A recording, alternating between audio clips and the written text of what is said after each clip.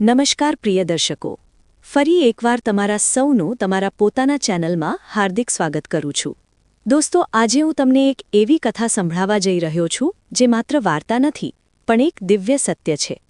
એક એવા ભગવાનની કહાણી છે જે કળિયુગમાં હારેલાનો સહારો બન્યા, જેમનું નામ સાંભળીને રૂવાણા ઊભા થઈ જાય છે અને જેમના માત્ર દર્શનથી જીવન બદલાઈ જાય છે.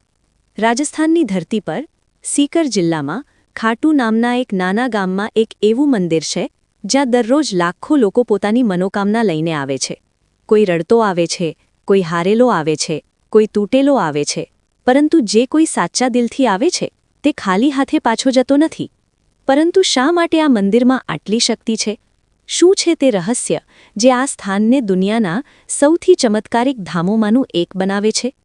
આવો, હું તમને તે કહાણી સંભળાવું જે સમયના પાનાઓમાં દબાયેલી છે. તે કહાણી જે તમારી આત્માને સ્પર્શી જશે. યુગો પહેલાં, જ્યારે ધર્મ અને અધર્મ વચ્ચે યુદ્ધની તૈયારી થઈ રહી હતી, તે સમયે પાંડુપુત્ર ભીમના પુત્ર ઘટોત્કચના ઘરમાં એક અદ્ભુત બાળકે જન્મ લીધો. તેમની માતાનું નામ મોરવી હતું, જે અહિલાવતીના નામથી પણ જાણીતા હતા. જન્મ સમયે જ આકાશમાં દિવ્ય પ્રકાશ ફેલાયો હતો. દેવતાઓના મૃદંગ વાગ્યા હતા. આ બાળક હતા બર્બરીક, એક એવા યોદ્ધા જેમની વીરતા અને શક્તિની ગાથા આજે પણ ગવાય છે. બચપણથી જ બર્બરીકમાં અદ્ભુત શક્તિઓ હતી. જ્યારે તે માત્ર 5 વર્ષના હતા ત્યારે તેમણે એક હાથીને ફક્ત પોતાની મુઠ્ઠીના જોરે રોકી દીધો હતો.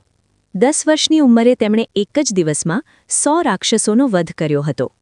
માતા મોરવીએ પોતાના પુત્રને શીખવ્યું હતું, હે પુત્ર, જીવનમાં હંમેશા યાદ રાખજે કે સૌથી મોટો ધર્મ છે હારેલાની સહાયતા કરવી.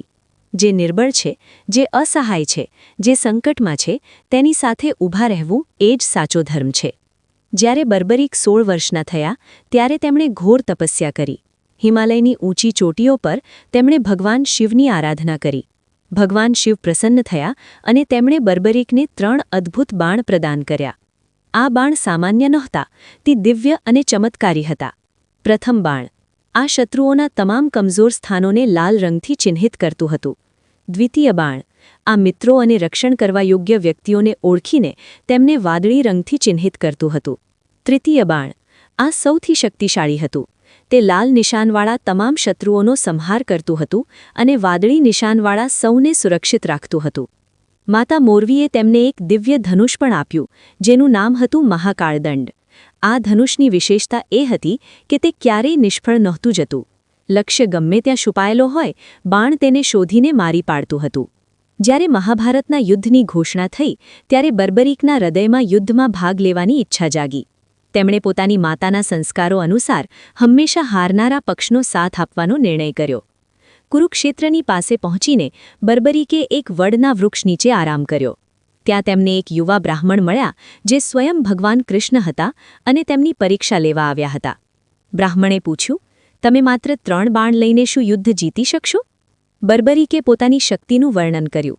ત્યારે બ્રાહ્મણે પાસેના એક વિશાળ પીપળના વૃક્ષ તરફ ઇશારો કરીને કહ્યું, આ વૃક્ષના તમામ પાંદડાઓને વીંધી દો, પણ ધ્યાન રહે, એક પણ પાંદડું નષ્ટ ન થવું જોઈએ. બર્બરીકે પોતાના બાણને ધનુષ પર ચઢાવ્યું અને સંકલ્પ કર્યો. બાણ છૂટ્યું અને વૃક્ષના હજારો પાંદડાઓમાં સુંદર ગોળ છિદ્ર થઈ ગયું. પરંતુ ચમત્કાર અહીં ન અટક્યો. બ્રાહ્મણના પગ નીચે દબાયેલા એક પાંદડામાં પણ છિદ્ર થઈ ગયું, જેનાથી બર્બરીક સમજી ગયા કે આ કોઈ સામાન્ય બ્રાહ્મણ નથી. ત્યારબાદ બ્રાહ્મણે પોતાનું દિવ્ય સ્વરૂપ પ્રગટ કર્યું. ભગવાન કૃષ્ણે બર્બરીકને કહ્યું, વત્સ, તારી શક્તિ એટલી મહાન છે કે જો તું યુદ્ધમાં ભાગ લઈશ તો તારા ધર્મ પ્રમાણે તું વારાફરતી બંને પક્ષોને હરાવતો રહીશ અને અંતે તું એટલો જ બચીશ. આ રીતે યુદ્ધ અસંતુલિત થઈ જશે. ભગવાન કૃષ્ણે બર્બરીક પાસે ગુરુ દક્ષિણા માંગી. મને તારું શીશ જોઈએ છીએ.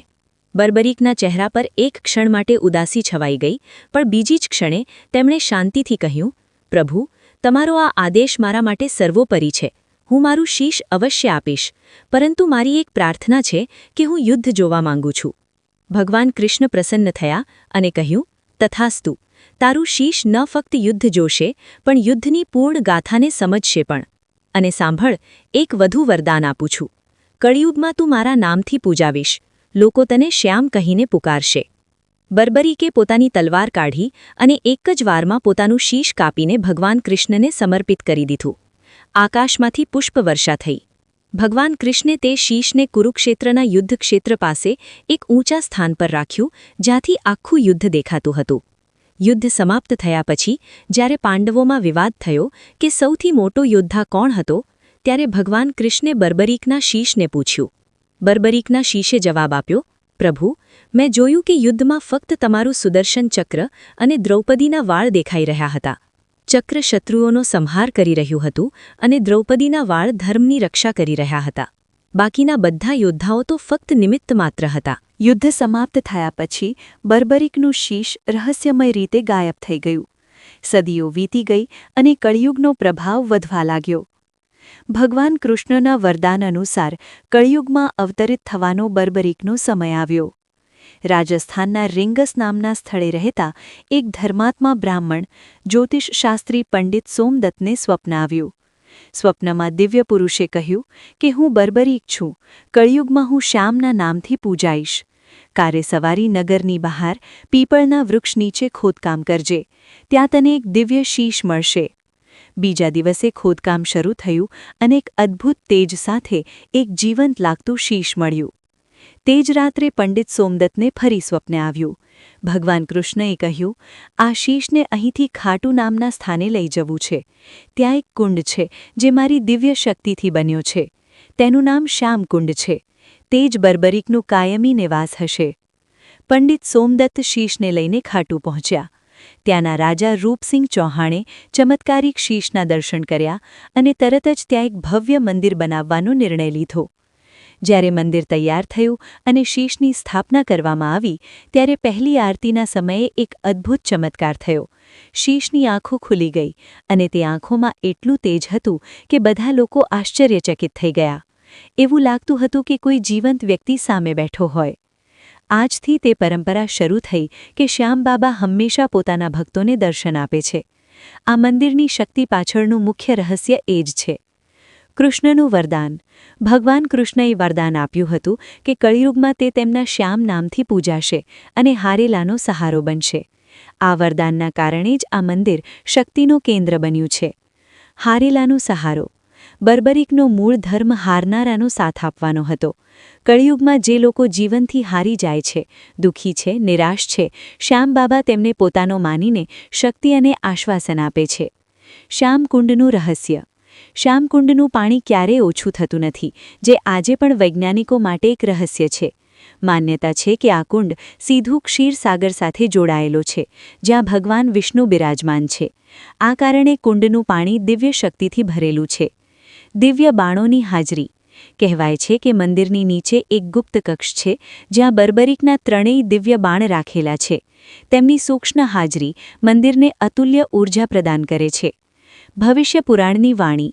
ભવિષ્ય પુરાણ અનુસાર કળિયુગના અંતમાં શ્યામબાબા પોતાના ત્રણેય દિવ્ય બાણો સાથે ધર્મની સ્થાપના કરવા માટે ફરીથી સંપૂર્ણ રૂપે પ્રગટ થશે.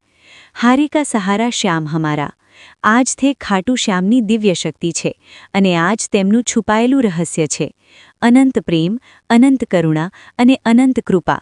તેઓ જાતિ, ધર્મ, ભાષાની સીમાઓથી પર છે, કારણ કે દુઃખનું કોઈ ધર્મ નથી હોતો અને જે દુઃખ હરે છે તે સૌનો હોય છે.